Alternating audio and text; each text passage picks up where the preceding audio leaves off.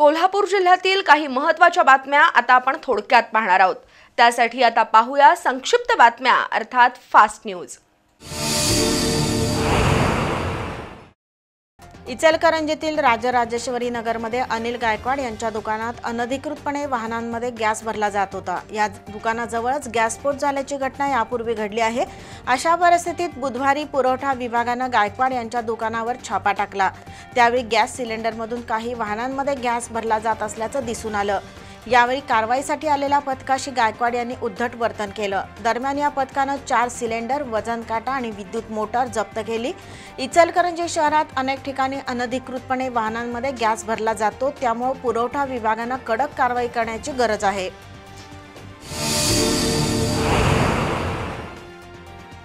कोल्हापुरातील पापाची तिकटी इथल्या लक्ष्मी गल्लीतील लक्ष्मी देवीच्या भक्तांकडून 80 वर्षापेक्षा अधिक काळापासून देवीचा नवरात्रोत्सव साजरा केला जातो। अष्टमीला लक्ष्मी देवीच्या उत्सव मूर्तीची पालखी निघते। या निमित्तानं परिसरात रांगोळ्या रेखाटून फुलांच्या पायघड्या घातल्या जातात। परिसरातील भाविकांकडून देवीच्या पालखीचं ठिकठिकाणी स्वागत केलं जातं। तसंच देवीच्या उत्सव मूर्तीचं औक्षणही केलं जातं। तसंच कडाकड्यांचा प्रसाद वाहिला जातो। अष्टमीला वाद्यांच्या गजरात पालखी मिरवणूक पार पडली। भाविकांची यावेळी गर्दी झाली होती।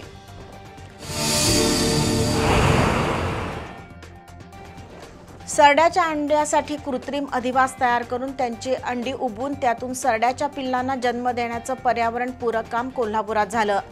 शोएब टीम ऑफ स्नेक रेस्क्यूचे सदस्य गणेश कदम यांना बालिंगा रोडवरील देवेंद्र पार्कमध्ये एका घराच्या बांधकामादरम्यान सरड्याची अंडी सापडली।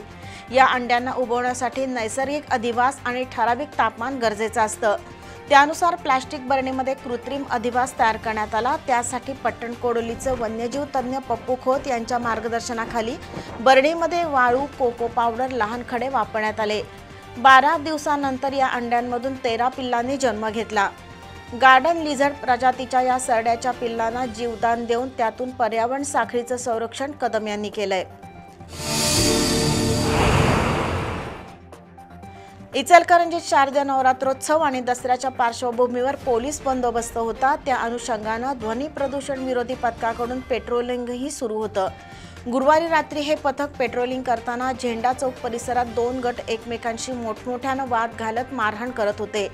पोलिसांनी त्यांना समजावलं, मात्र धिंगाणा सुरूच असल्यानं पोलीस कॉन्स्टेबल आदित्य दुडुंगे यांच्या फिर्यादीनुसार 8 जणांच्या विरोधात गावभाग पोलीस ठाण्यात गुन्हा दाखल झालाय।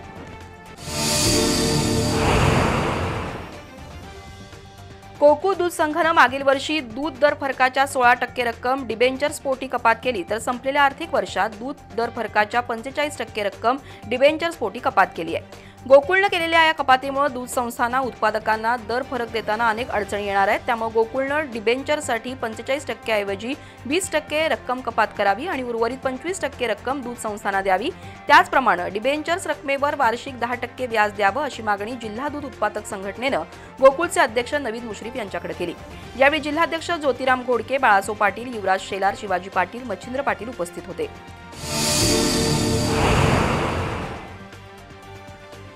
सम्राट अशोक विजयादशमी धम्मचक्र प्रवर्तन दिनानिमित्त राजेंद्रनगरमधील स्वराज्य तालीम मंडळाच्या वतीनं देखाव्यासह रॅली काढली। रॅलीमध्ये ढोल ताशा, लेझिमचं सादरीकरण आणि सांस्कृतिक देखावे यांचा समावेश होता।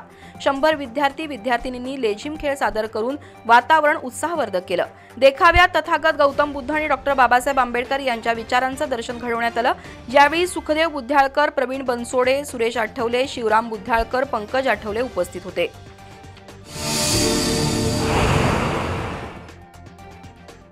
लायन्स क्लब कोल्हापूर वेस्टच्या वतीनं राष्ट्रपिता महात्मा गांधी यांच्या जयंतीचं औचित्य साधून वरिणतीर्थ वेश, शिवाजीपेठ परिसरात स्वच्छता मोहीम राबवण्यात आली।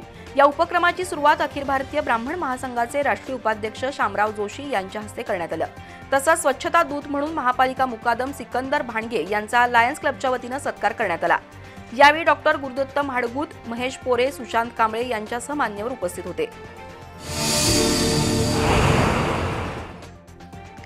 व्हाईट आर्मी, श्रीपूजक हक्कदार आणि पश्चिम महाराष्ट्र देवस्थान समितीच्या वतीनं रक्तदान शिबिरानं नवरात्रीची सांगता झाली। गेली 20 वर्ष हा उपक्रम राबवण्यात येतोय। गोरगरीब रुग्णांना मोफत रक्त मिळावं या उद्देशानं शुक्रवारी CPR रक्तपेढीच्या वतीनं रक्त संकलन करण्यात आलं। या शिबिरात 38 जणांनी रक्तदान केलं। यावेळी अंबाबाई चरणी सेवा अर्पण करणाऱ्या विविध संस्था, संघटना आणि व्यक्तींचा सत्कार झाला। देवस्थान समितीचे सचिव शिवराज नाईकवडे, उज्ज्वल नागेशकर आणि अशोक रोकडे यांच्या प्रमुख उपस्थितीत सत्कार सोहळा झाला। यावेळी श्रीपूजक, व्हाईट आर्मीचे जवान आणि भाविक उपस्थित होते। कोल्हापुरातील महात्मा गांधी नवविचार मंचाच्या वतीने गांधी जयंतीनिमित्त विविध कार्यक्रम घेण्यात आले। शाहू स्मारक भवनमध्ये झालेल्या कार्यक्रमात गांधीवादी विचारवंत प्राध्यापक श्रीकृष्ण आडसूळ आणि शिक्षक नेते भरत रसाळे यांना जीवन गौरव आणि राष्ट्रीय सन्मान पुरस्कार देण्यात आला। कामगार नेते सुरेश केसरकर आणि भरत लाटकर यांच्या हस्ते पुरस्कार वितरण झालं। यावेळी प्राध्यापक भाऊसाहेब गोसावी यांच्या काव्यसंग्रहाचं प्रकाशन करण्यात आलं।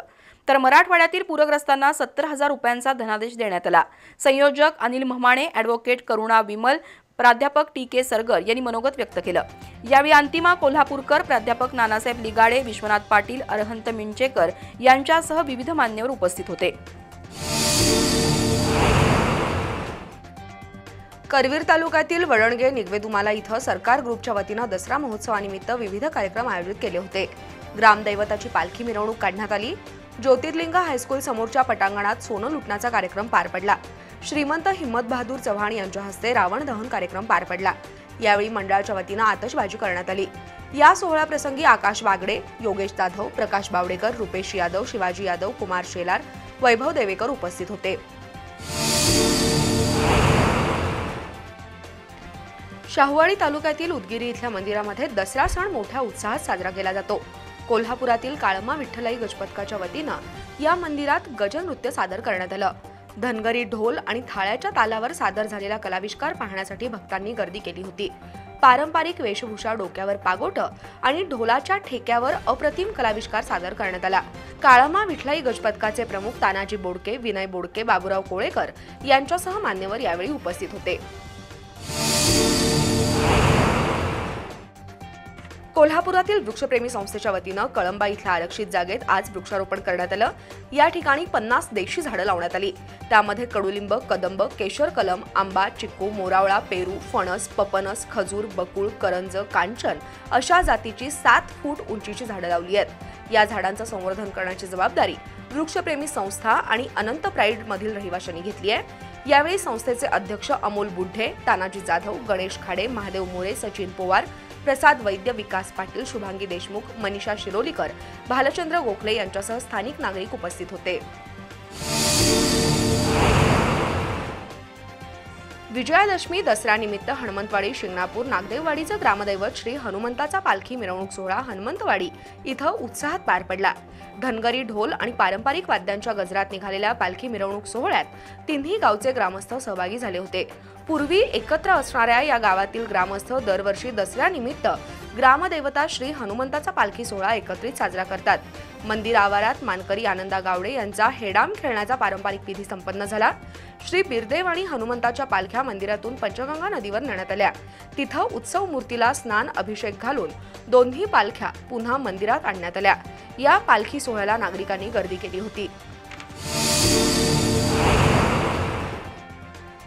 आंतरशालेय जिल्हास्तरीय शासकीय क्रीडा स्पर्धा नुकतीच पार पडली। 14 वर्षाखालील कुस्ती स्पर्धेत 38 किलो वजन गटात रविराज निंबाळकर आणि 35 किलो वजन गटात संस्कार पाचाकटे यानं जिल्ह्यात प्रथम क्रमांक मिळवलाय। 17 वर्षाखालील मुलांच्या कुस्ती स्पर्धेत बालाजी भोसले याचा जिल्ह्यात प्रथम क्रमांक आलाय। यशराज शेळके जिल्ह्यात द्वितीय, तर अभिषेक पाटील आणि बाळकृष्ण कोळेकर यांनी जिल्हा स्तरावर तृतीय क्रमांक मिळवलाय। एअर पिस्टल स्पर्धेत समर्थ तवारनं जिल्ह्यात दुसरा क्रमांक मिळवलाय।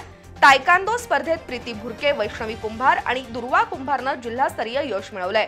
प्रथम आणि द्वितीय विजेत्या खेळाडूंची विभागीय स्पर्धेसाठी निवड झाली। या खेळाडूंचा महाराष्ट्र शिक्षण मंडळाचे अध्यक्ष अतुल दिघे, विवेक पाटील, प्राध्यापक नारायण निपळणकर, आर.वाय. पाटील यांच्या हस्ते सत्कार झाला। यावेळी मुख्याध्यापिका इंदिरा कांबळे, तानाजी कवडे, कालिदास कोळी यांच्यासह शिक्षक आणि विद्यार्थी उपस्थित होते। केशवराव भोसले नाट्यगृहाच्या पुनर्बांधणीच्या कामामध्ये विलंब होत असल्यामुळे रंगकर्मींमधून संतप्त प्रतिक्रिया उमटत होत्या। दरम्यान रंगकर्मी, महापालिका अधिकारी, कंत्राटदार यांनी दर शनिवारी नाट्यगृहाला भेट देऊन कामाचा आढावा घेण्याचा निर्णय घेतला होता।